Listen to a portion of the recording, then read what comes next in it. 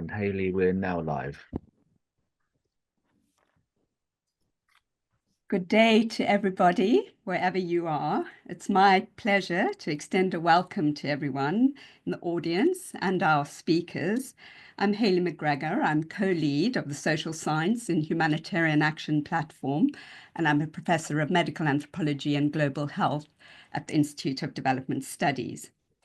We've just completed phase 2 of the Social Science and Humanitarian Action Platform, or SHAP, which provides a very opportune moment to reflect on the SHAP model, but also wider learning that has come from SHAP. SHAP has been funded by the FCDO and the Wellcome Trust through the GYREP scheme. And this webinar provides an opportunity to take stock and share our learning, but also to reflect on ways forward as we continue these important efforts to mainstream social and behavioral sciences in health emergencies. Before we start, I'm just going to note some housekeeping points. We've arranged interpretation between French and English, and you can do this by clicking the interpretation option at the bottom of your control panel to choose your language. I must also inform you that the webinar is being recorded and we will share it publicly after this event. The audience microphones are disabled, but we very much welcome your engagement. Do post questions and comments on the dedicated question and comments channel, and we'll have a period scheduled at the end of the panel to respond to these, and we'll also be responding in the question and answer channel. Now, just to give you a quick indication of the agenda for our 90 minutes together today. So first, my Anthrologica colleague, Juliet Bedford, will summarize the SHAP aim and approach. Then I'll reflect on our learning from the SHAP model and how we feel this has enabled impact in this main aim to provide social science perspectives in health emergencies. Next, from our wider SHAP team, we're going to present 3 selected case studies to try and showcase this key learning and the model. And we'll be doing this with our co-investigators in the regional hubs in Africa. We're going to finish our time together with a panel discussion. We have 3 invited panelists, and we're very grateful to them for agreeing to join us today. And this will open possibility for wider questions about how to continue these efforts to mainstream social and behavioral sciences going forward, and how to indeed fund these efforts. Thank you very much. I'm now going to hand over to Juliet, who will take us through the main model of SHAP. Thank you. Thanks very much, Hayley, and good afternoon, good morning, good evening, colleagues. Thank you for joining us today.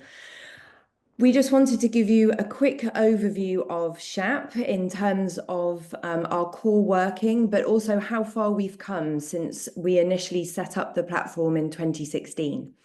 So SHAP, the Social Science Humanitarian Action Platform, really grew from work that we were doing during the West Africa Ebola outbreak in 2014 and 2015, and grew from work that groups of anthropologists and other social scientists were doing in terms of how to mobilize that knowledge and that expertise so that it could be readily incorporated into response programming on the ground in the affected and at-risk communities, and the 3 main countries and the other communities too.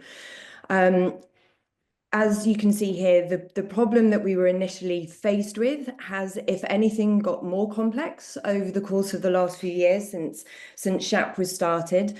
And we continue to face ongoing challenges and try to really push ourselves in terms of how we can bring social science to bear in a very applied and very valuable sense to some of the very complex crises that we're facing in the world today.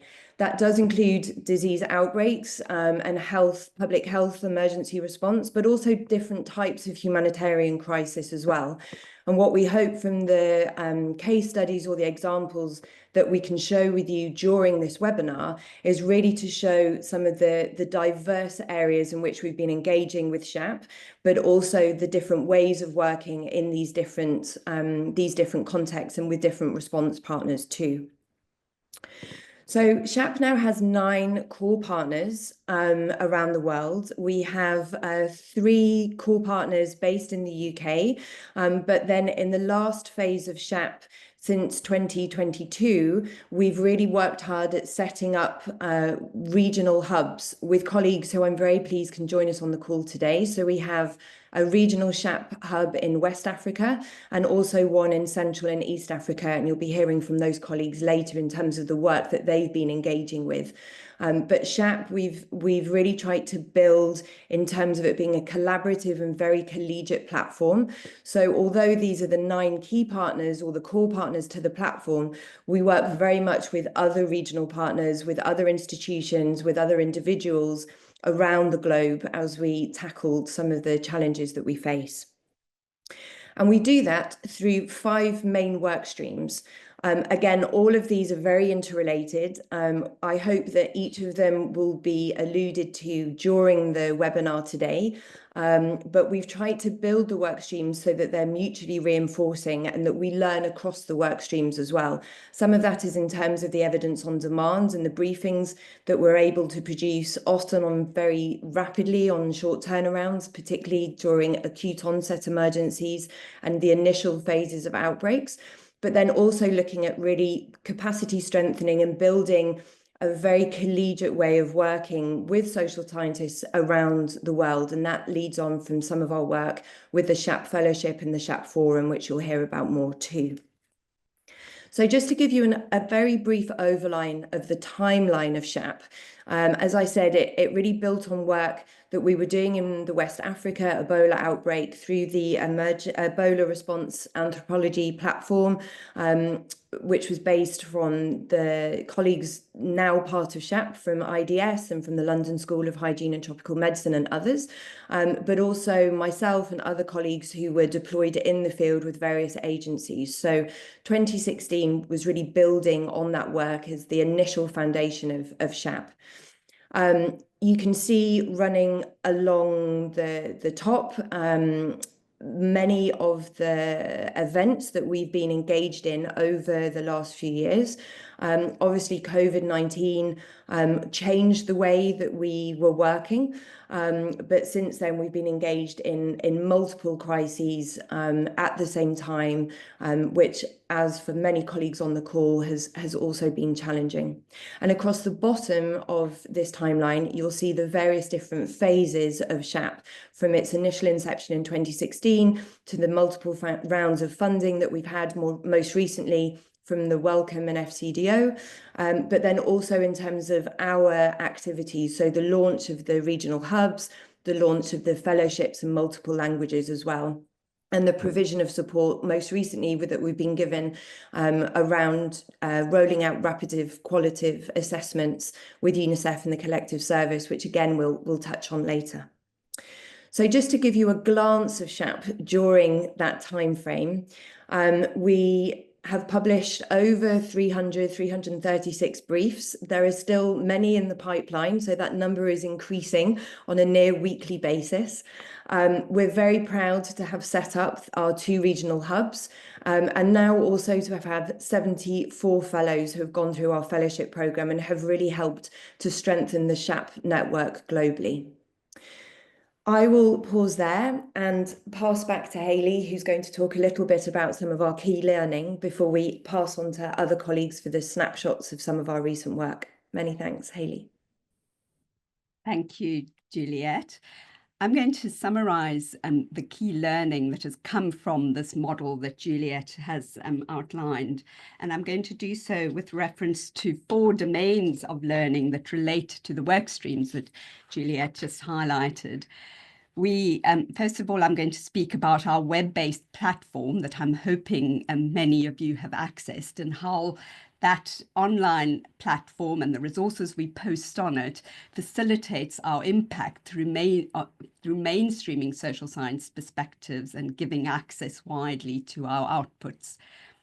Our second area of learning is around decentralization, which has been through the establishment of regional hubs, at this stage only in Africa with partner country institutions.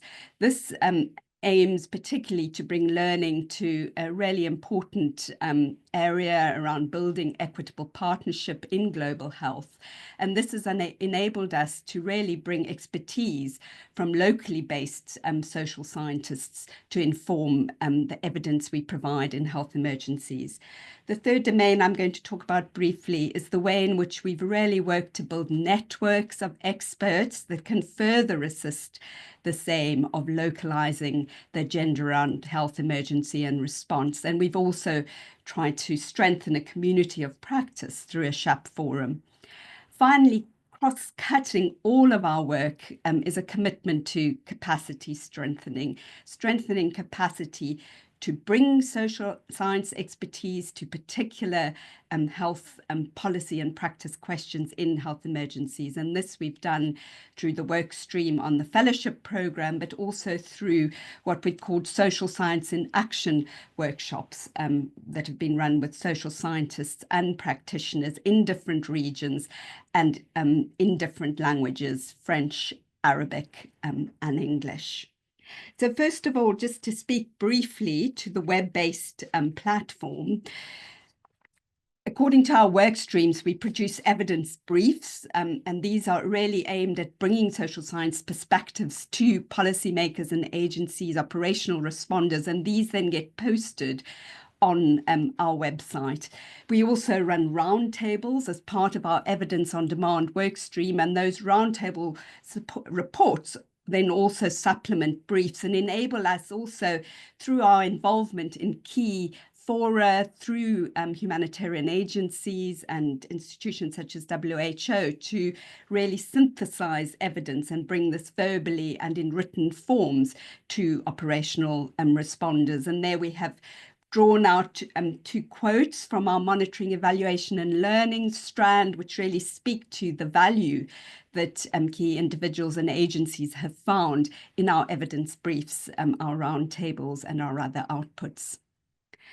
Briefly then to move to our very important emphasis on decentralization and our learning around this particular agenda, which aims to really localize SHAP's approaches through bringing regional expertise. So our regionally based co-investigators are really best placed to provide contextual advice in emergencies. And this is really something we believe very strongly in line also with a bit bigger agenda around more equal power sharing and equitable partnership in global health.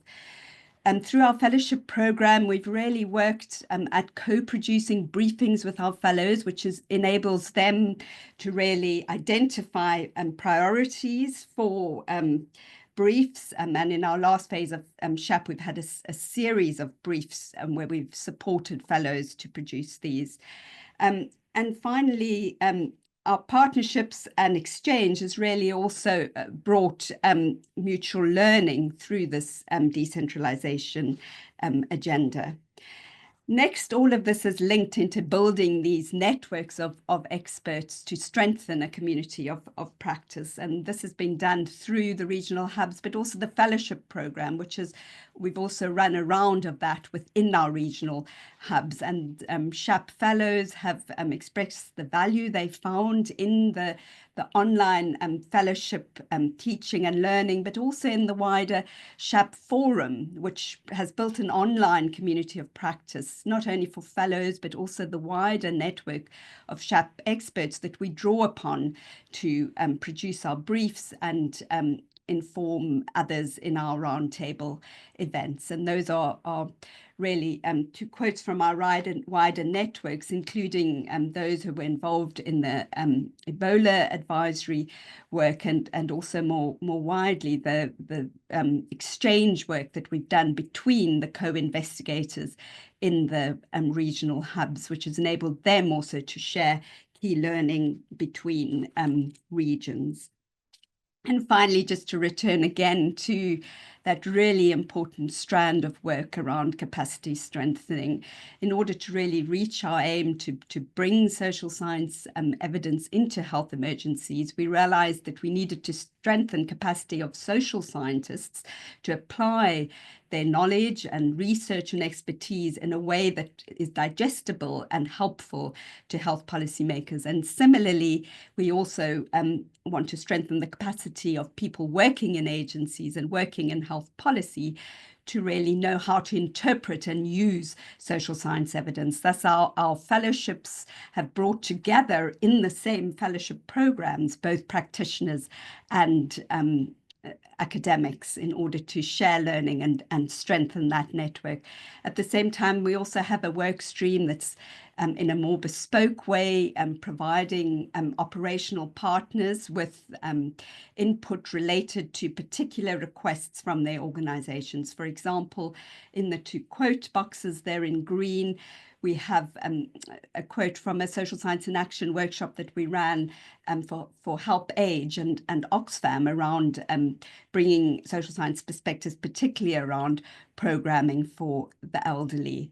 And we've, as I've said, we've run our fellowship program both in French and Arabic and in English. So bearing in mind our SHAP model and those 4 areas for learning around the web-based platform, the decentralization, the strength of a network of experts, and the importance of capacity strengthening, I'm now going to pass on to my colleague Jen Palmer. She's actually replacing our co-investigator in South Sudan at Juba, Leban Morrow, who sadly has just suffered a family bereavement. And Leban has been central to leading our work on the Sudan crisis. And these 3 case studies we're going to run into now are really to illustrate this learning and the SHAP model. So Jen, would you like to present on behalf of Leban? Thank you. Thanks. Yes, so of course, for decades, Sudan has faced a variety of intersecting crises, but the escalation of armed conflict since April 2023 has really amplified an already dire situation and created new interconnected crises. These include violence, food insecurity, mass displacement, and major disruptions to the provision of healthcare. So SHAP therefore developed a spotlighted area on our website, which is dedicated to putting up resources on the Sudan crisis.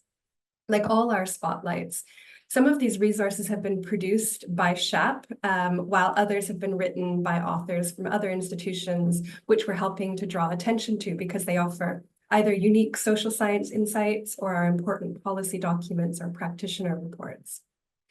And for this session, I've divided our focus of work into 2 main areas. The first is SHAP briefs on issues that have emerged during the recent crisis or the brief period of joint military-civilian rule directly before it, between 2019 and 2023. All of these briefs build on long-term scholarship from the country. So looking at the first point, our first brief on humanitarian responses to famine and war in Sudan provides a background to the current civil war and the factors that have had a role in creating famine in particular. The brief clarifies that famine is not so much a byproduct of war as a weapon of war. It describes, for example, how both sides of the conflict are issuing licenses for its followers to loot and starve out enemy areas. There is also a significant degree of collusion to move livestock through RSF and SAF areas. Those are the 2 armed sides. And this is to the extent that we're now seeing the highest ever rate of livestock export in Sudan's history. The brief highlights also the really shocking shortfall in food aid to Sudan. For example, half of Darfur received no aid from the World Food Programme at all during the last 6 months of 2023. And then importantly, the brief also sets out opportunities to push against some of these commonly cited constraints to humanitarian relief and offer some guidance to actors wanting to work in this space. In another briefing on emergency response rooms and the lessons and experiences we can learn about mutual aid from Sudan, Informants describe just how diverse the different emergency response rooms are in terms of their working modalities and ethos. And this really reflects the diversity of needs across the country and how these response rooms evolved. The brief describes some of the challenges that local and international organizations have in working together, and it encourages these actors to overcome these challenges to enable a new era of localization in Sudan. Now, moving to the field of health specifically, shortly before the events of April 2023, we had just completed a briefing on the Sudan government's use of community-based surveillance for outbreaks and disasters. And we examined Ministry of Health decision-making and arrangements for community mobilization in the context of really fast-moving political changes. And this briefing was completed with SHAP fellows from Sudan who were very well placed to reach government actors and humanitarian responders. And they were able to explore and explain relevant organizational logics and challenges which shaped the programming environment. Then, drawing on resources in our Central and East Africa hub and our network of SHAP fellows, we were also able to bring attention to several issues that are affecting the hundreds of thousands of people forcibly displaced by the Sudan conflict. You can see on this UNHCR map the different colors indicating where people fleeing Sudan have gone. People going to different areas of Egypt are in blue, including Aswan in the south, and then up to the cities, where all the UNHCR offices are located in the north. People going to South Sudan are in red, they're in green. And these are mainly so-called returnees because they, or their parents, if they were born during displacement, had originated from South Sudan. And some of the earliest information that we produced about the Sudan crisis was in the form of commissioned blogs. One was a Sudanese SHAP fellow on her reflections about the ways that the health system was being compromised. Another was a first-hand account of a South Sudanese social scientist fleeing his home in Khartoum. We then organized a roundtable event on the forced displacement that was happening in early June 2023. And this was attended by colleagues from universities and organizations in Sudan, South Sudan, the UK, and the USA. Then out of that roundtable, we ended up producing a briefing paper in English and Arabic and an infographic. And it focused particularly on the historical and socio-political dynamics that need to be taken into consideration by humanitarian agencies when they're providing assistance and protection to people fleeing to South Sudan. So this included a large population of Southern Sudanese who had been in Khartoum since before the South separated. Before 2011, of course, Sudan and South Sudan were one country, and we highlighted how secession politics shapes just how the South Sudanese public receives people moving across the new international border between the two countries. And then separately, through long-term work of our hub, we have also offered in-depth analyses of the intersecting crises affecting South Sudan. And this includes really extensive recent flooding, very high levels of food insecurity, armed conflicts, and economic crises, all of which have taken on new dimensions since the Sudan crisis itself. And so given all these crises affecting South Sudan, in our briefing about forced displacement from Sudan, we therefore also highlighted how so-called returnees may not feel they are returning home, and they may not feel they're going to a safe place. On the day of its publication, we shared this briefing with DODS, which is a political intelligence service, and they regularly send resources to their subscribers who sign up to political and international development sector updates. And these include largely UK-based international NGOs, think tanks, but also civil servants and MP or peer offices in the UK. Finally, looking at displacement to Egypt, working with the SHAP fellow, we developed a brief focusing specifically on the issue of how to protect girls and women migrants from female genital mutilation.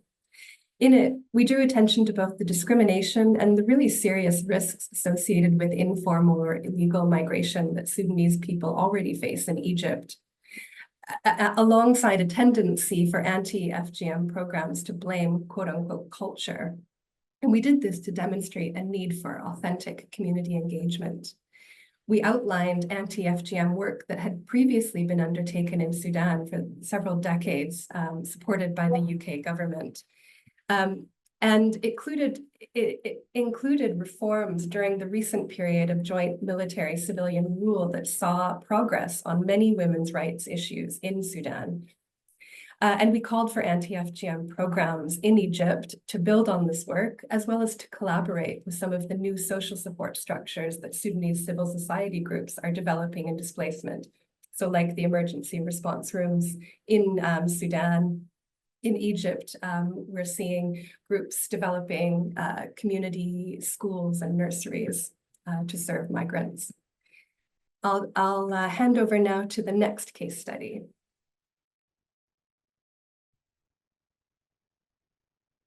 Many thanks, Jen.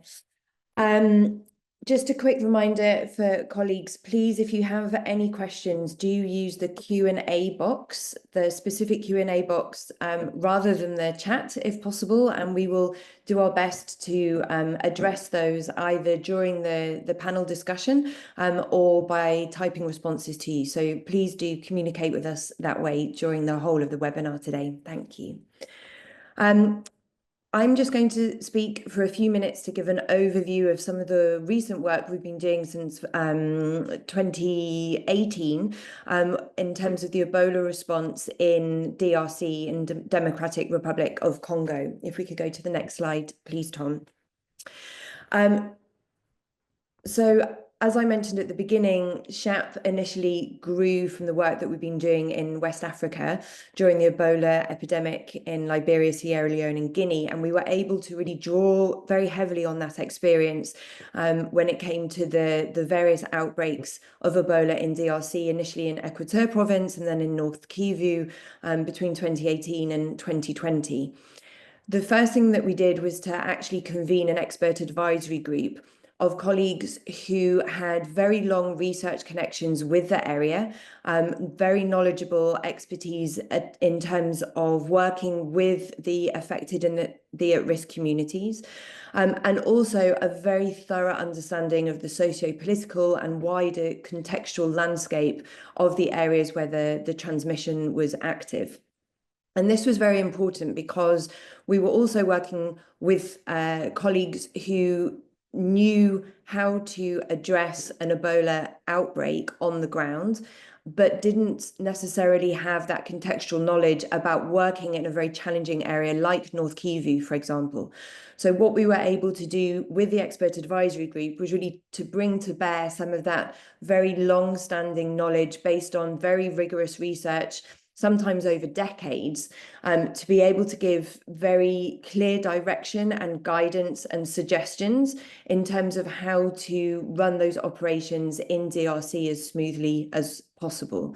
And that was pulling on expertise from colleagues who are anthropologists, social scientists, political scientists, historians, geographers, and others as well.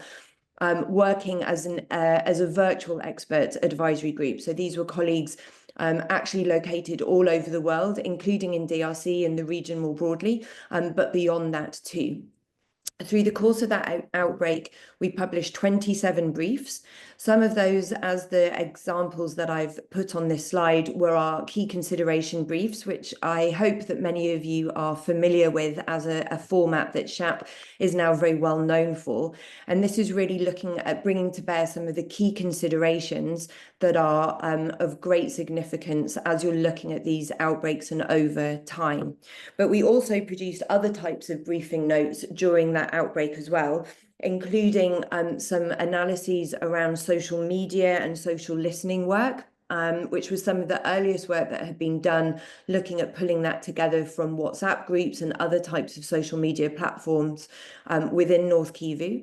And then we also did a series of data synthesis briefs, which acknowledged the huge amount of social data that was being gathered as part of the response through different operational response partners.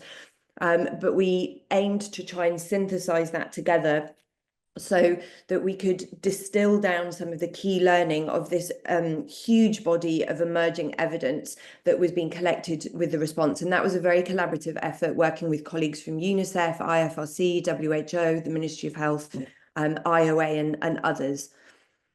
In addition, as Hayley mentioned, we don't just produce written outputs, but we also are able to mobilise the expertise that we have within the advisory groups in a series of verbal briefings and discursive roundtables as well. And that was sometimes with specific operational partners if they had a question or an area that they wanted to go into in more depth. But also we did a series of roundtables which were more open. And again, that was a very good way of facilitating dialogue and two-way communication with response partners, so that we could be feeding information almost in real time and learning from them what was happening on the ground. So I think one of the essence of SHAP is, how do we take what we already know, what that evidence base is, and mesh that with emerging issues coming from the ground, and to be able to do so very rapidly, so that it has operational significance as we move forward through the course of an event. Similarly, we worked on Ebola in Uganda in 2022, and we published 5 briefs, key consideration briefs from that. Both of these outbreaks, we really looked not only at the affected countries, but also at the priority neighbouring countries as well.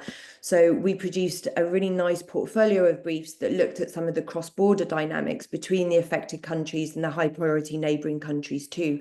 And actually, they now sit together as a very nice portfolio of briefs, which we've been able to draw on more recently, for example, with the outbreak of Marburg in Rwanda, looking at some of those similar cross-border issues. If you could go to the next slide, please, Tom. I just wanted to briefly mention Marburg. We're obviously quite engaged in the current response to Marburg in Rwanda.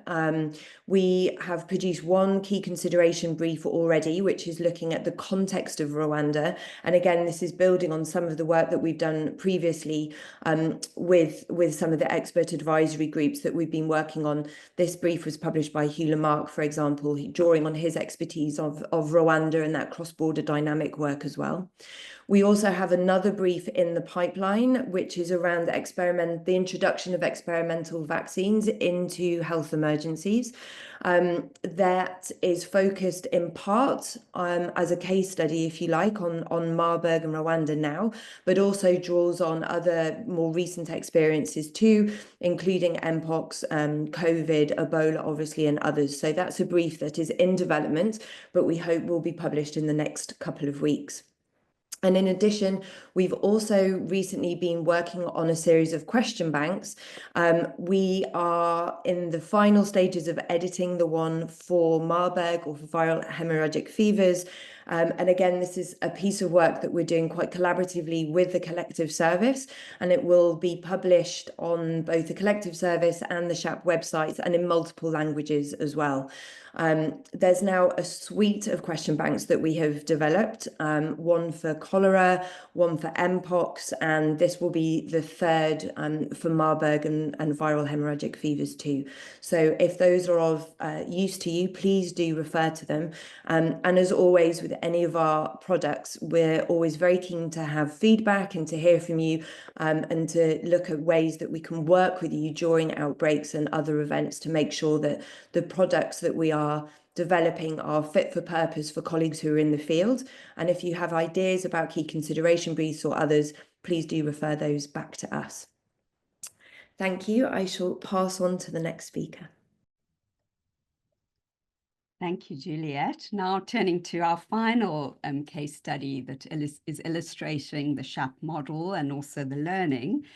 We're going to speak about our Mpox work. I'm going to start with an overview and then hand over to my SHAP colleague in the Eastern Central Africa Regional Hub, Godefroid Muzalia, who's based in Bukavu in South Kivu and is an expert on the political situation and the conflict in the Democratic Republic of Congo. The situation in DRC and in East Africa related to Mpox really illustrates in a poignant way the importance of access to social science expertise to bring understanding of complex sociocultural and political dynamics, acute but also longer term, to inform more context-specific and thus also more effective health emergency responses. And I'm briefly going to explain the different dimensions of this complexity, particularly to illustrate to you how SHAP has acted here to try and elucidate some of these complexities, not just related to the specific disease, but also the way in which these longer-term dynamics related to a humanitarian crisis are so critical to understand. With respect to the outbreak, SHAP started work on Mpox actually when the first public health emergency of international concern was declared in 2022.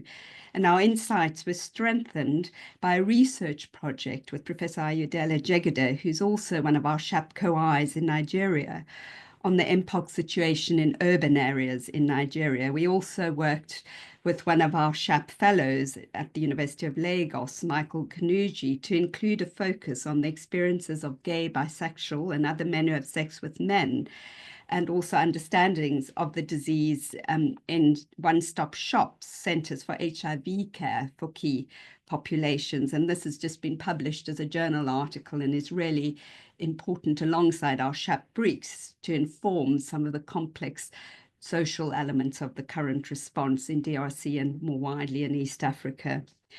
Because of this earlier work, we were very well placed to renew a focus on Mpox in collaboration with Godefroid, Muzalia and Bukavu, when it became apparent that the disease has been spreading in DRC, of course, with different modes of transmission in different parts of the country, which complicates Mpox responses in Africa. In South Kivu, Godefroid's networks has really enabled us to focus on the human-to-human transmission associated also with the newly identified strain of clade 1 of Mpox, which of course is transmitted through intimate contact of various kinds, but including a focus on sexual contact. In our SHAP work, we focused on contextual factors related, firstly, to the challenges and the needs to be sensitive to the framings of the disease with respect to risk communication and community engagement in African settings, particularly given this heterogeneity, as I've described, of the epidemic in DRC, which is not limited to sexual transmission. We focused particularly on sociocultural issues related to stigma and discrimination for responses, such as for gay, bisexual, and other men who have sex with men, given the significant focus on sexual transmission in high-income settings in the first public health emergency of international concern. In the DRC and East Africa more widely, the criminalization of same-sex relations and of course increases the risk of fanning anti-queer discourse in the region. And we've been trying to provide advice on, in fact, being very sensitive to framing and risk communication and community engagement, whereas on the other hand, also trying to meet a need to engage grassroots and activist groups to ensure that people who are in vulnerable groups get access to care and also access to vaccines. The particular vulnerability of people with HIV is also implicated in this focus. And in a recent SHAP roundtable on discrimination, we really focused on this by involving HIV activists in the region to think about how to address societal and stigma and discrimination, including drawing on learning from HIV, whilst also ensuring risk communication and community engagement can reach a wider population. We've also focused on livelihoods related to transactional sex in the mining regions of Kamituga through the networks of Godefroid and colleagues, examining how to ensure care seeking despite stigma, particularly for women. Our earlier focus that Juliet highlighted on cross-border transmission and also research on pandemic preparedness in borderlands in Uganda with another SHAP co-investigated, Grace Akello, has also ensured insights now with the cross-border spread of Mpox. The wider context of conflict and population displacement and mobility in Eastern DRC is central to concerns about how to respond, including to ensure IPC and vaccination in IDP camps, with particular attention also to not neglecting the evident vulnerability of children. And we had a SHAP brief focused specifically on programming for children. SHAP has also put a spotlight on the wider health systems issues and questions of global inequity, so important to the wider political context of Mpox responses, including the late arrival of vaccines in African settings. So here's a list of our SHAP outputs and activities. I want to highlight the 2 round tables. After the first event in May, we received particular thanks from the WHO, who appreciate the discussion of the challenges placed by the humanitarian contexts and the social and behavioral science learning also from the Ebola vaccination campaigns in Eastern DRC in order to inform now the rollout of vaccinations in DRC. Godefroid also hosted a workshop in Bukavu in August, specifically focused on the humanitarian context and the conflict and the implications for health interventions. And I'm now going to pass over to him to give a summary of those issues and the importance of those insights in informing responses. Godefroid.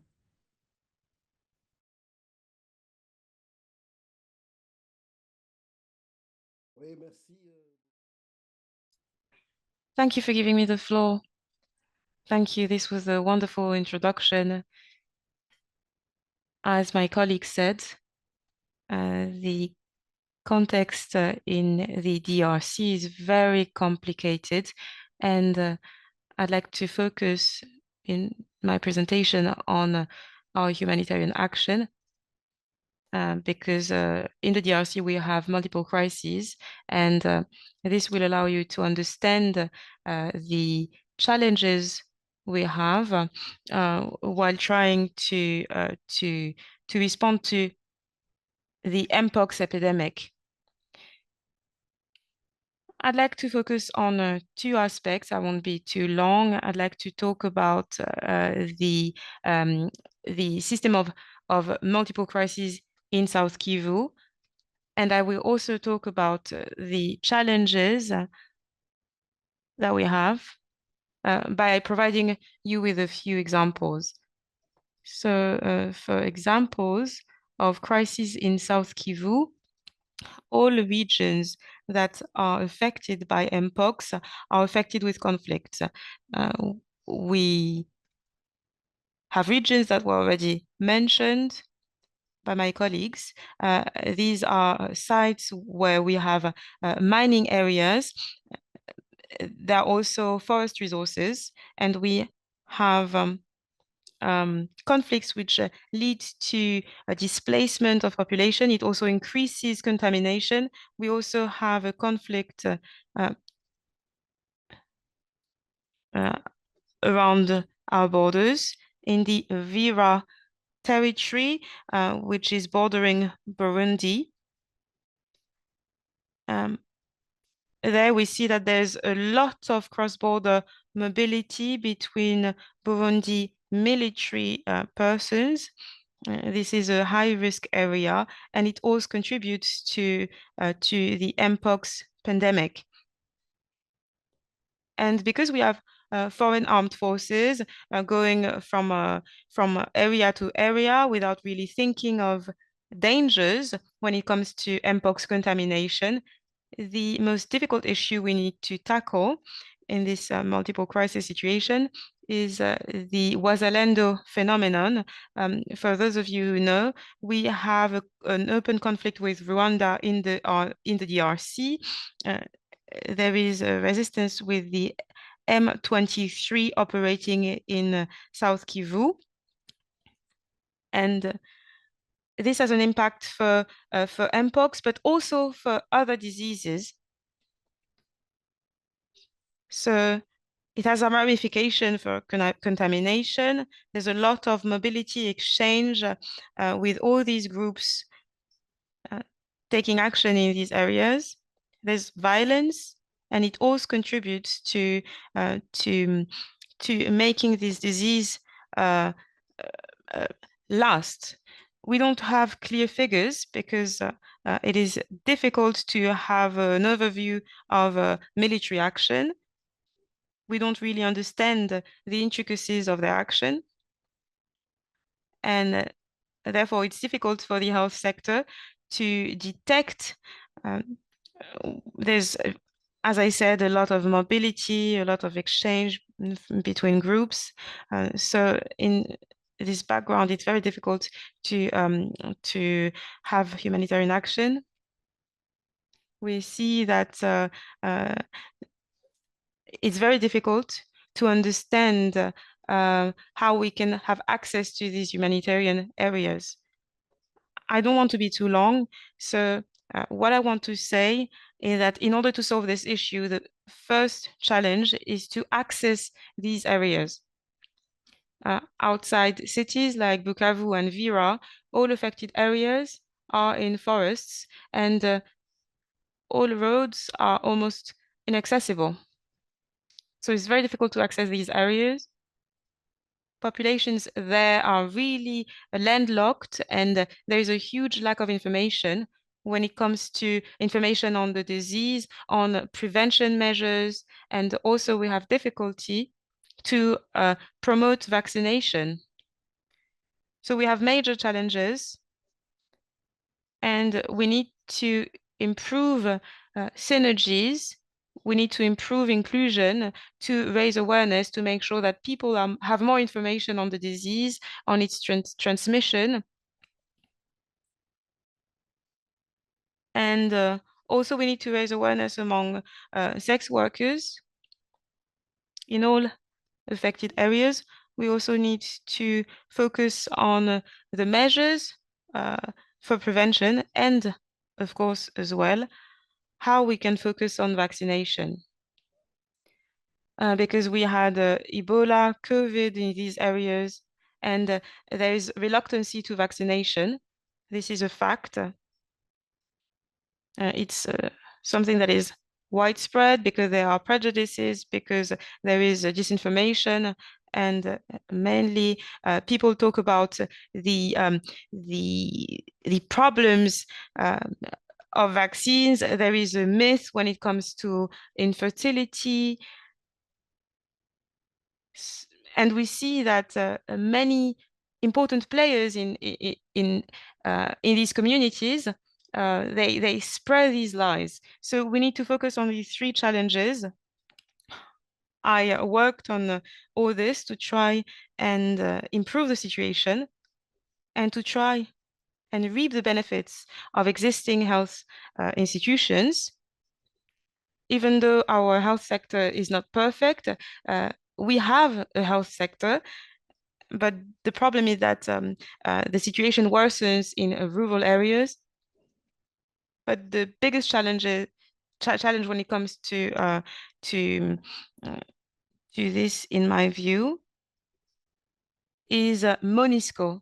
MONUSCO plays a major role when it comes to mobility, and in landlocked areas, very often we use the MONUSCO planes. We used to work with humanitarian players in this area. And for the MPOX, over the last 2 months, we have seen that Doctors Without Borders, this organization is more present on the ground. I think that Doctors Without Borders is more used to this type of area, but otherwise it's very difficult. So these are the challenges we have. And what I can say to add to what my colleague said, in Bukavu, we are trying to consolidate our local network to try and follow up on what is happening on the ground. Right now, I'm trying to prepare a report. Maybe I can share it with you if you'd like to. Thank you very much for your attention.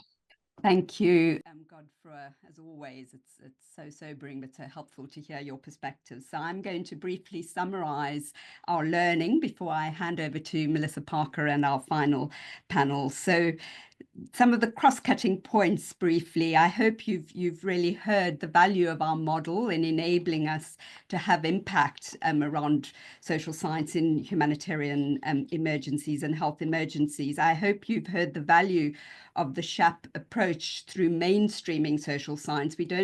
We might focus on particular diseases, but our main efforts are to really get these wider social science perspectives across emergency pillars. And we do so by focusing not only on acute crises, but also the underpinning longer term dynamics that often are also implicated, as you just heard from Godefroid. So this emphasis on intersecting crises is really critical to a social science perspective. The flexible funding that we've had through the GEREP scheme has been hugely helpful in allowing our regional hub colleagues to frame priorities rather than having only to respond to external requests. The fact that we can also frame priorities and shift nimbly as new emergencies occur. I hope you've heard our networks and our fellowship and our wider forum has enabled us to provide a wide range of expertise. So now we move to our final section, which is really to try and open up to some of these wider questions about how we can increase these efforts. We certainly still have a long way to go. How can we increase these efforts to mobilize social science for humanitarian action and indeed to fund those efforts? So I hand over to my colleague Melissa Parker, who will be chairing the panel.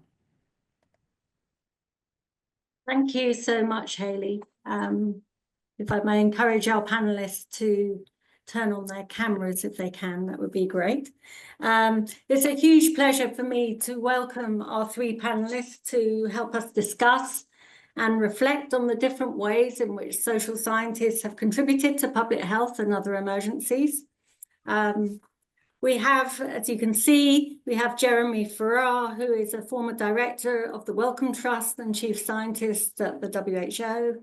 We have Rachel James, who's here representing the Collective Service and UNICEF's Eastern and Southern Africa Regional Office. I hope I've got that correct. And she's based in Nairobi. And we have Hanna Woldemeskel, who is a social and behavioural change manager for UNICEF in Zambia. So thank you all for joining us. I think what I'm going to try and do is ask you each individually a question. Then I'm going to look at the questions which have come up in the chat. And then I'm going to come back to you and maybe turn to you to help us answer some of those questions. But Hanna, if I may start with you. I thought maybe it would be really helpful for you to tell us a little bit about how you have used insights from the social sciences in a recent response that you've had to deal with in Zambia. Thank you so much, Melissa. First of all, I really appreciate my presence here to talk about a very timely topic and share the Zambian experience. I am happy to briefly highlight how we have operationalized social science through a series of rapid qualitative assessment during the recent cholera outbreak. Just to give a bit of background, at the beginning of 2024, Zambia experienced one of the worst cholera outbreaks. It was actually a regional outbreak where Zimbabwe and Malawi were also severely affected. We had over 20,000 cholera cases and 700 deaths reported. At the outset, the biggest and most urgent plea for action that was coming to our risk communication and community engagement pillar was that RCCE needs to do more. We have high levels of community deaths because people come late to treatment centers. So we need more messaging on early care seeking. So this was the biggest picture. So UNICEF collaborated with Ministry of Health, Zambia National Public Health Institute, our government leads of the pillar, and partners to conduct 3 rounds of assessment in the capital of Lusaka, which was the epicenter, and also a fourth round in 3 other highly affected provinces. So our goal was to really identify factors that was driving the rapid transmission within community, and also understand the drivers of high community deaths and increased vulnerability among men and children. So in Lusaka, we focused in the hotspots. These were commonly known as the compounds or neighborhoods that are characterized by informal settlements, overcrowded living condition, poor wash infrastructure, and road. So at the time, most of the roads within these neighborhoods were flooded and clogged. The school was closed down at the time. Children would play and move around in flooded streets and play in contaminated water, which was also putting them at particular risk of infection. So this is just to give you the picture of the situation at the time. So in the 4 rounds, we conducted about 33 focus group discussions, over 175 in-depth interviews, and also we did observation in cholera treatment units with SPC team who had clinical backgrounds. And the SHAP Global Cholera Questions, the bank was extremely handy. Of course, we adapted them rapidly after each round to allow further investigation of emerging issues. Maybe I can highlight 2 programmatic and 2 operational lessons and achievements that we learned from this exercise. Yeah, very, very quickly. The first one is on adaptation of RCCE actions for now, for today, based on these insights. So based on the experiences, needs, and challenges of communities. I'll give examples without going into detailed findings. So knowledge on symptoms and prevention of cholera was very high in these hotspots, but misconceptions or mixed messaging around transmission pathway widely prevailed. People were associating cholera with being dirty. And this also perpetuated stigmatizing behavior around or towards those affected. And people also faced significant physical and financial barrier to prevention and accessing care, like cost of chlorine, security, transport, all those things. So considering these barriers and recognizing that improving WASH facilities really take time, we needed to reorient and reprioritize feasible life-saving practices for now. So we did this through clear messaging around the 3 Cs, which are now popular in Zambia: clean and safe water, clean hands, and early care. These were promoted widely in all media, including the minister's daily brief, as priority individual and family practices to halt in the outbreak. So these were also hand in hand with actions to address stigma and mental health. The second programmatic lesson or achievement is around service improvement. So, I mean, traditionally, use of social science is not widely institutionalized in outbreak response across pillars. If done, it's usually to inform priority messages or preferred channels of communication, which are okay. But this outbreak made it really clear to us how community insight is critical to inform the design of services, how ORPs are to be set up, referral systems, or improving quality of care in treatment centers. So the major findings, we call them the top 10 findings, were shared across the different response pillars, and it really stimulated actions to resolve these barriers. And operationally, 2 lessons. I think it was really, really critical to have existing national partnerships to move with speed and minimal logistical hassle and cost. So UNICEF's, for example, existing partnership with academia, University of Zambia, as part of wider SPC capacity building action, we were able to train and deploy graduate students from MPH and health promotion faculties, and community engagement partnership with national CSOs like Red Cross, Interfaith Forum, and senior citizens. All these were instrumental to set up fieldwork seamlessly, and also to demonstrate how insights can be quickly translated into action because we had the partnership, we were in control, and these lessons were shared to other partners as well.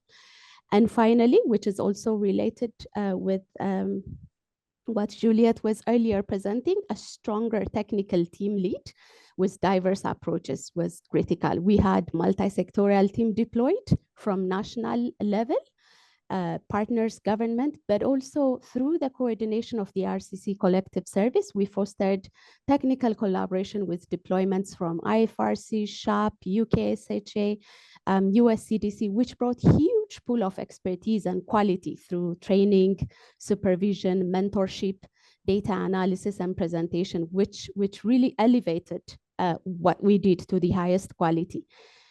Finally, the approach really demonstrated a people-centered approach. We are now institutionalizing use of social science as a standard step in outbreak response. We recently conducted one in the ongoing drought response. We're planning one for mpox. Our goal is actually to do this even in preparedness action for potential hazards and risks. And yeah, this is in short to highlight the lessons and experiences. Yes, there's some fantastic examples there of the kind of mainstreaming, if you like, of social science and bedding itself in diverse ways into the program.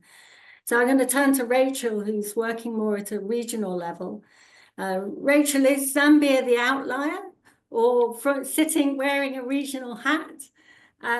What sorts of challenges have you faced and do you envisage moving forward in terms of integrating or mainstreaming social science into response? Yeah, thanks so much. I wouldn't say Zambia is an outlier, but it is an excellent example of how we've been able to advance the work. And just listening to the discussions we've been having today and how, you know, we or SHAP has been working with partners to bring together the lessons learned around Ebola and then be able to use them for COVID, use them for Ebola again in Uganda, for cholera, mpox, Marburg. I think you can really see how all of these actions build on each other and the lessons learned and the tools that are developed just keep advancing the field. So I started as the Interagency coordinator in 2021, and since sort of a very, very focused response on COVID-19, we've seen so many improvements and advances in the field of how we collect social science data, how we triangulate it with community feedback and other community data, social listening data online. And also how we're triangulating what's already there in terms of secondary data and data synthesis with quantitative data that can be collected through computer-assisted telephone interviews. And then, you know, what Hanna was talking about then with the rapid qualitative assessments face-to-face in the communities, in the cholera treatment centres, etc. So I think some of the big things that we've really benefited from SHAP support for are a lot of the triangulation syntheses, products, key considerations, etc., which have looked at the perceptions, knowledge, vaccine willingness that we saw and were really critical as we were working together around COVID. And at the same time as we were looking at this sort of social science data, we were strengthening and improving on the community feedback tools that had also been developed during Ebola and started to be used at the regional level to collect community feedback across many partners in the region to be able to develop regular community feedback reports that had the key insights from what we were hearing from communities across the region, along with recommendations to actors.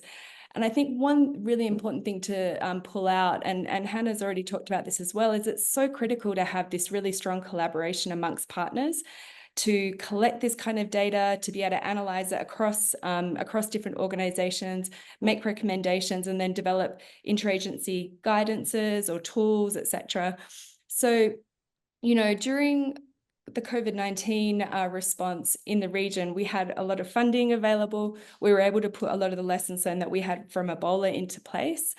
And now we've been able to maintain those partially due to that collaboration and the awareness and the importance of being able to work across agencies as we've had in the region, but also due to the fact that we've just had so many public health emergencies in East and Southern Africa. It's sort of been almost non-stop since that time. So after, creating all these tools, we've heard about the questions banks, the key considerations briefs, the community feedback tools, etc.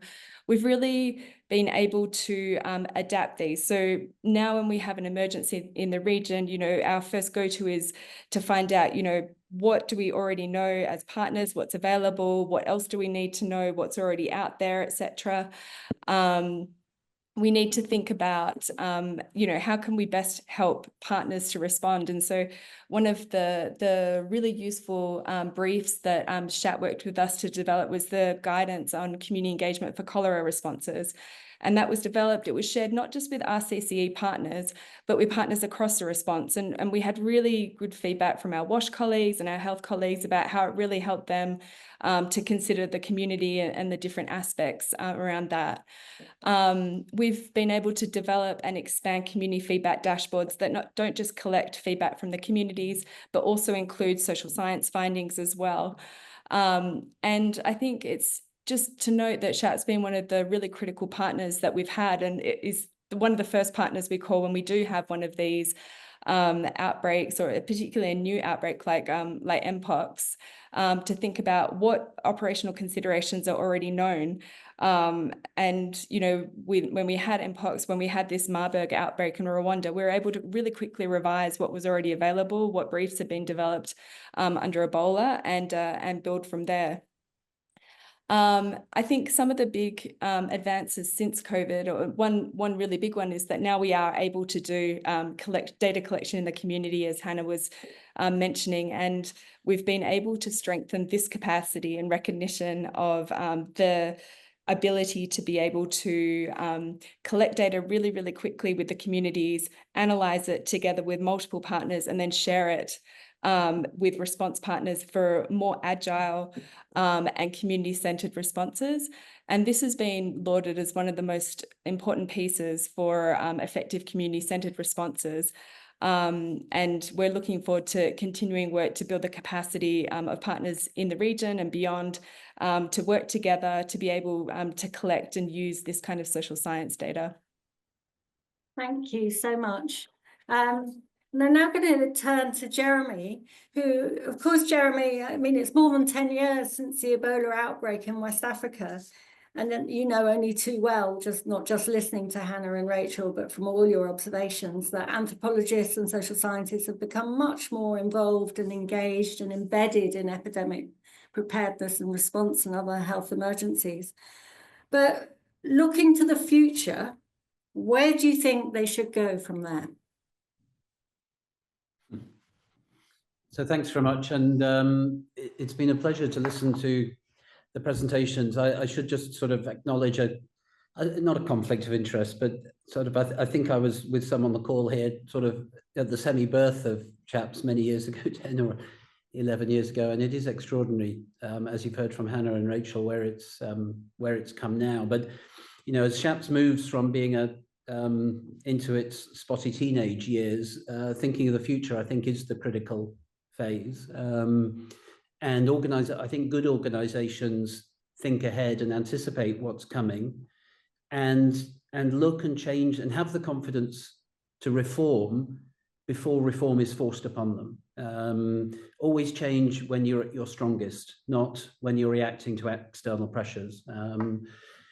And how I think about that after the sort of 10 or 11 years of SHAPS now, and having seen it from being involved with SHAPS as an expert on WHO committees in previous lives, seen it as a funder, I hope a reasonable funder through my role as head of Welcome, and now within WHO of seeing it from within a major public health agency, and also from previous life of 20 years living in Vietnam. So I've seen it from sort of all of those perspectives.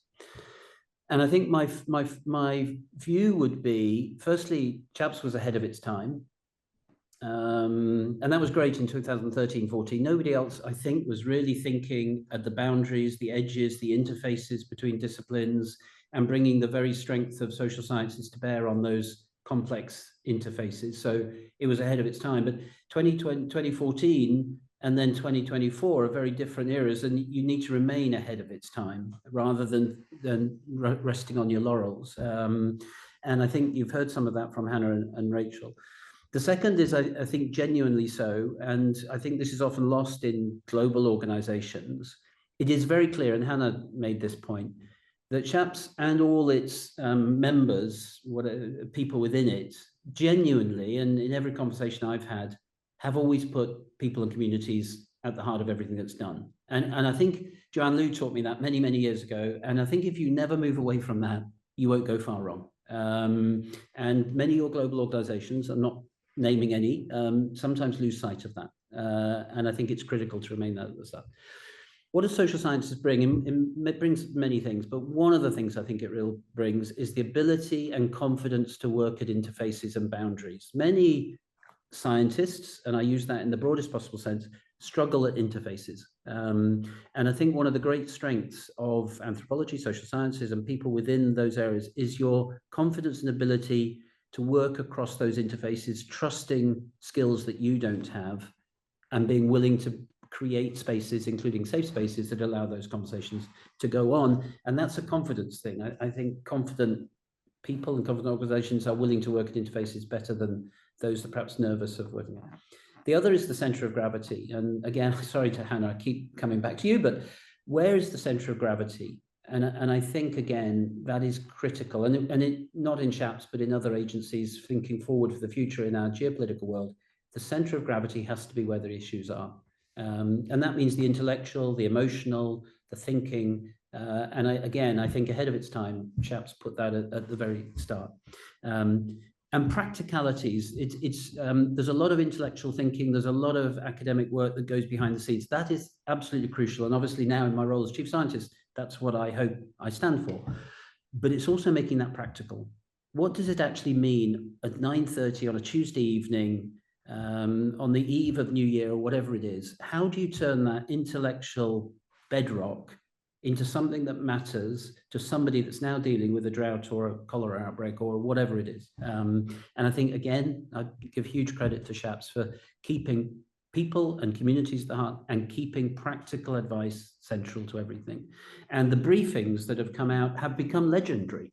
I don't know anybody who's involved in this sort of work that doesn't at some point in a conversation come back to SHAPS briefings. And that's an enormous credit to everybody involved.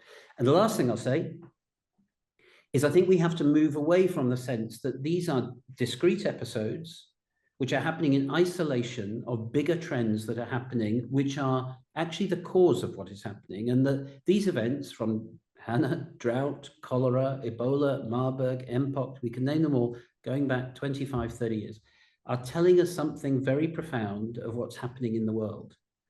And I think one of the other things I would encourage to think about in the future is how do we move away from a sense that this is a crisis and an emergency, which will start and finish, to this is the world we now live in. And I think that will change our mindset about how we deal with it. And we move away from thinking this is a cholera response in a vertical, this is a drought response, this is an Ebola response, because that doesn't deal with the issues that communities are dealing when you've gone. Not you've gone, but the world's attention is.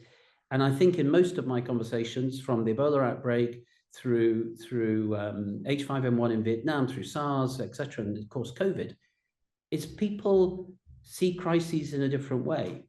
If you're sitting in Geneva or Washington, you may see the crisis as something happening, cholera somewhere. But actually the crisis is what happened last week when my son, daughter, grandmother, father was ill. And were you here for that? And unless we build these emergency responses into the here and now and the today and the tomorrow, and we make that part of the trust building within communities, we'll never respond properly in a crisis. So my plea would be, you're very strong now. Think forward and change before it's forced upon you. And think of the world as it's going to become, not as a discrete set of episodes, but as a much more horizontal thing. Yeah. I mean, it's just so true. Thank you so much for all those thoughts and reflections, and for saying that SHAP briefs are legendary. I shall tell some of the authors.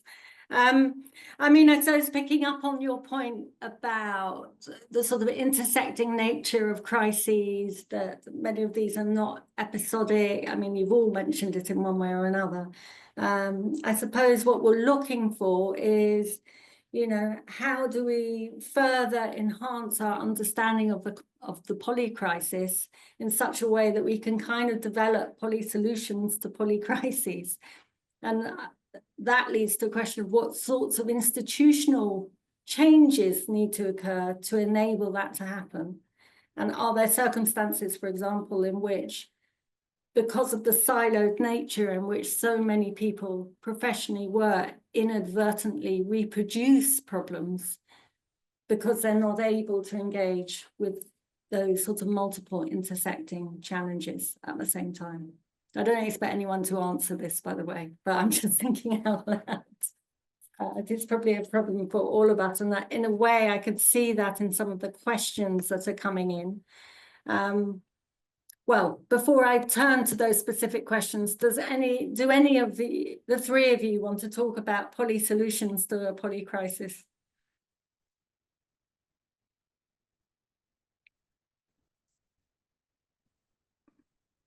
Poly solutions. I don't know about that, but I think from the risk communication and community engagement perspective, or the social behaviour change perspective as well, the most important thing is that we're really listening to communities. And I liked what Jeremy was saying about the importance of building trust and taking this more horizontal view, not just sort of looking at these discrete crises, because, yeah, I mean, Hanna and I are definitely testament to the fact that the emergencies and the public health emergencies are just sort of rolling in many countries.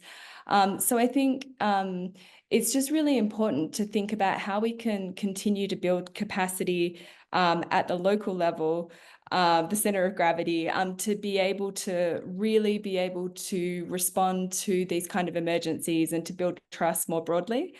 And for me, the value of these social science approaches in emergencies is becoming more and more recognized. And I think, we're really at the point now where donors and partners and other response pillars are really demanding that they have these kind of social science or community feedback insights to be able to better tailor their responses. So we need to think about what is going to be good for underpinning those things to be able to respond to all of these different crises. And for me, it comes down to building capacity of all of these different actors to be able to identify the needs for community data, to be able to collect that data, to be able to analyze it and make sure that it's then communicated in a way that it will be used. So we have this capacity building piece, which is, SHAP's been working on in Zambia and in other countries in the region. The collective service has really been working on as well.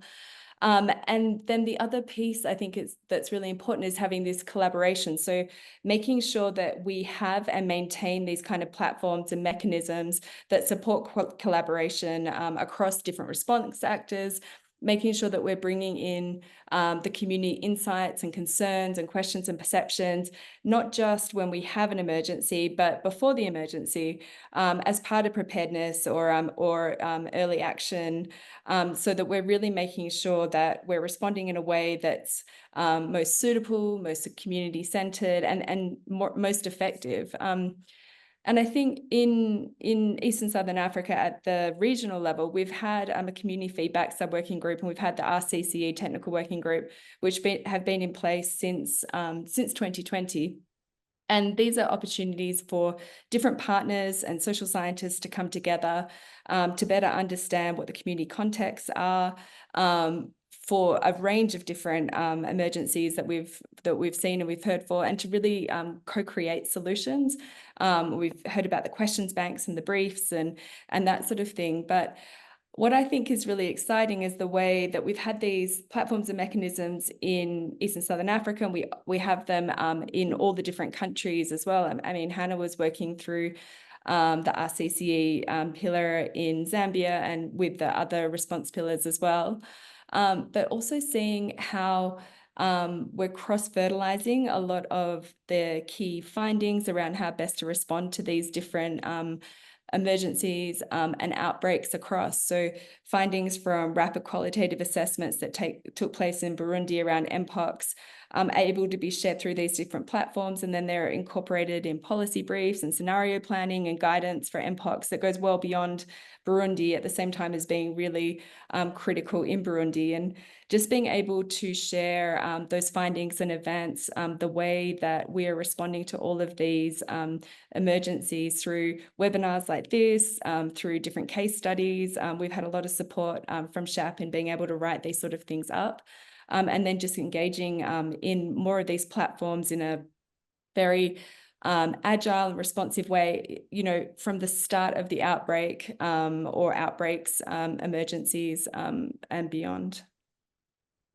Thank you so much, Rachel. I'm just sort of handling questions coming in here, and I can see that some of them have been addressed already.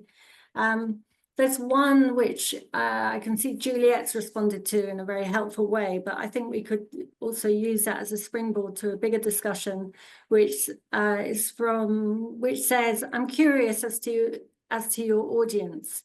Are they mostly humanitarian workers? Also, what are some ways this information is shared with the affected communities? And Juliet has quite rightly mentioned that, you know, these briefs are produced in multiple languages, and that we reach out to humanitarian workers and senior leadership of response, including ministries of health and UN colleagues and stuff. And I think what I would add to that response is that where it's possible and where it's appropriate, SHAP pay very, very close attention to what's actually happening on the ground, and where those local responses appear to be grounded in, you know, effective action, if you like. We try to foreground the voices of those people and help connect them with those who are actually working at a slightly different scale in such a way as to enhance what they're actually setting out to do. So one example of that, moving beyond the arena of health, is what's been happening in Sudan with the early response rooms, where this is very much a locally driven response of people to coming together in small neighborhoods, offering specialist knowledge that they might have on healthcare or access to medicines or education for children or whatever. And they are working through sort of WhatsApp chat rooms to try and support each other as these two opposing military forces are fighting it out to the death.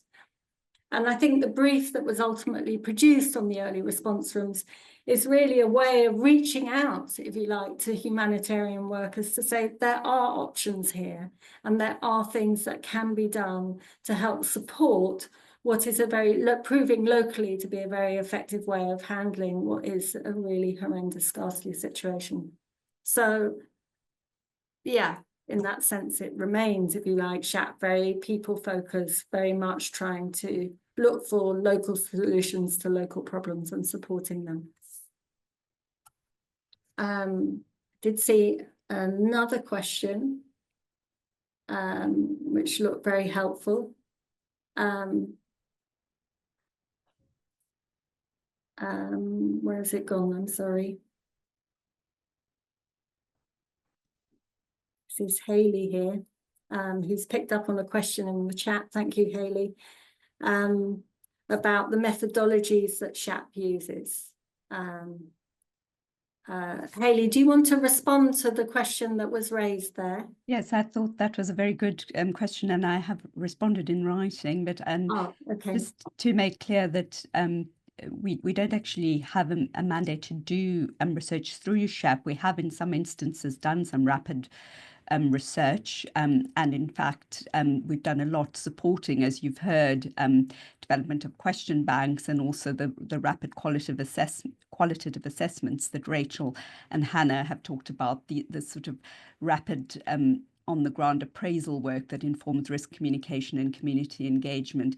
Just in response, though, to Jeremy's point about also changing and looking ahead, we are actually looking in the next 6 months to expand the role of SHAP in supporting research, particularly work by Africa CDC, plan to fill a real gap in evidence, particularly around the social and behavioural factors around human-to-human transmission of mpox. So looking to do more of that, also to support analysis of the question banks. But in the phase of SHAP up till now, we haven't actually had a mandate to do research or indeed to be deployed, but we have very close links with the UK Rapid Support Team, which also is based at the London School, and these links with the collective service. So with our briefs, we really are drawing on personal communication from our experts, but also past research that we've done as academics, or indeed current research, and past published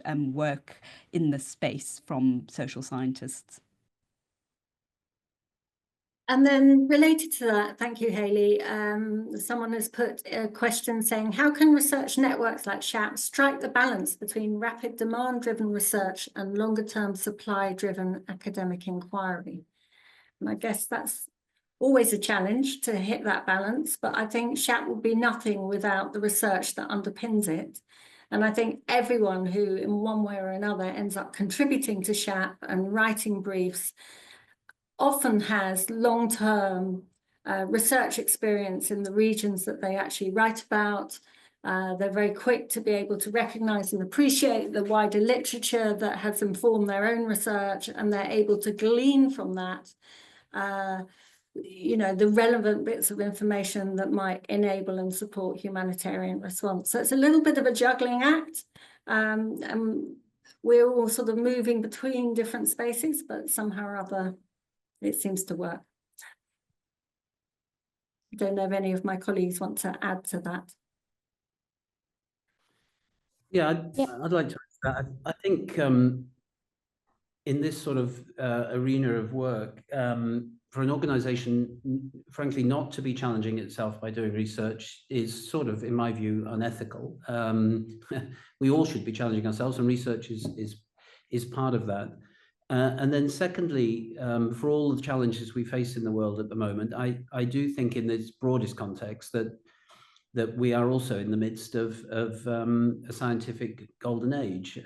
Technology and science is moving incredibly fast. And in fact, many of the solutions to the great challenges we've had, including crises like this, I actually think there will be potential scientific and technological solutions. That won't be the limiting factor. The limiting factor will be societal's willingness to accept them. And that won't happen by just saying, we've got a gizmo that will solve your problem. It goes by ensuring that research is embedded in communities, the communities trust that research, and that technology is not seen as the only answer in the absence of societal trust and involvement. And otherwise, those incredible technological advances, which are going to happen at incredible speed, won't be available to the maximum number of people, and science will ultimately drive greater inequality if we don't address that. So that's why I think it's critical for SHAPs to be embedded in research, to embrace it, and to make sure it is integrated within the people and the communities in which way you are based. That seems like an incredible point to think about coming to an end. Hayley, Juliet, any other SHAP colleagues wish to come in at this point? No, thank you for all the wonderful questions, and particularly the last question sitting in the list around polycrises. And I think really that's one of the sort of critical challenges, isn't it? And to not have disease-specific funding, but funding that allows this cross-cutting response that has been sort of so characteristic of bringing social science perspectives. So we really want to continue to do that. And I would just echo my thanks and say the way that we continue to move forwards, and as Jeremy said, to have sort of vision for the future, is by discussing these very complex issues with colleagues as we have on the call today. So again, just to reiterate, we do really appreciate the collaborative spirit of SHAP. And if anybody who's joined us from the audience would like to be involved, would like to share ideas, we'd always be very, very happy and very willing to hear from you. So I'd really like to encourage that. Thank you. Yeah, definitely. Any last comments from anyone? Well, I'll close. Can I briefly come in? Go ahead, Hanna. Yeah, We no, close. thank you so much. This has been a very rich discussion. Just to reflecting on Jeremy's points on the poly solution, I think something that came up very strongly in Zambia is the need to strengthen localized capacity. This has come up multiple times, starting from Juliet's discussion, but strengthening localized capacity. Yeah, this team of 32 people, 28 people deployed in every round is great, but we need subnational level capacity, national level capacity, and capacity among multiple sectors and partners. So through engaging local academia and also having a critical mass of core team that can, train others in a sort of cascade model. This came up very strongly. And I think the other area is fostering cross-border learning among countries. We recently had one among Zambia, Malawi, and Zimbabwe. And again, the issue of capacity collaboration came up very, very strongly to establish a field training module for, anthropology, social science in outbreak response, which are really clear way forwards around, not disease specific, but wider skills building and capacity. And the other area that we need to think about, maybe linked to technology as well, is how can we mainstream some form of social science data in nationally collected data systems. For example, we have established the community feedback system that Rachel talked about. It's kind of standalone at the moment, but how can we make sure that it's linked with national systems so that it's more sustainable? So yeah, there are several thoughts and ideas, great ideas in the pipeline that we need to really think through in line with what Jeremy was saying for what we need to change and move for tomorrow. Thank you so much. Thank you, Hanna. And as we reach the hour, I just want to thank all of you for joining, and particular thanks to our three panelists for really insightful points and some clear directions where we really need to build to strengthen this agenda. So we'll be sharing the recording. Going forward, we have a short extension for SHAP for 6 months, unfortunately only for disease-specific work at this point on Mpox and Marburg, but we really, going forward, want to continue this cross-cutting kind of work that brings social science perspectives across different crises, and we're looking to obtain further funding for that, to advocate for this agenda and for foregrounding both immediate and longer term socio-political dynamics that have these implications for response. So we welcome your engagement. Thank you for joining, and please do get in touch with us if you have any further thoughts. Thank you very much to everybody. Thanks so much, Hayley. Thanks, everyone. Merci. Thank you very much. Much appreciated. Merci. Thank you, Godefroid. Thank you very much. Bye. Bye.